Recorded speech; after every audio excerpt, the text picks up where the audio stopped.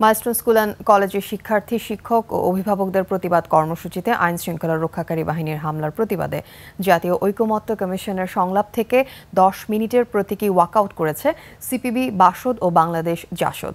আজ রাজধানীর foreign service একাডেমিতে রাজনৈতিক দলগুলোর সঙ্গে জাতীয় ঐকমত্য কমিশনের দ্বিতীয় ধাপের সংলাপের 18তম দিনের অধিবেশন শুরু হয়। শিয়া বাটার ও ভিটামিন ই সমৃদ্ধ লিলি হালাল বিউটি সোপ, তারুণ্যময় উজ্জ্বল ত্বকের জন্য।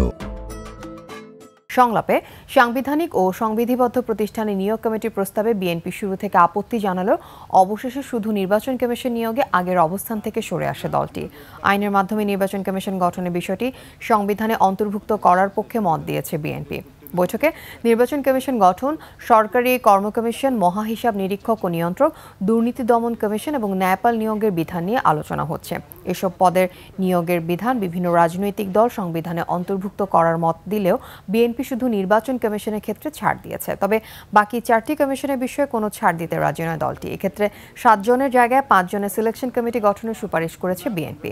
সিলেকশন কমিটিতে থাকবেন সংসদ নেতা, স্পিকার, প্রধান বিরোধী দল থেকে ডেপুটি স্পিকার এবং প্রধান বিচারপতির একজন প্রতিনিধি।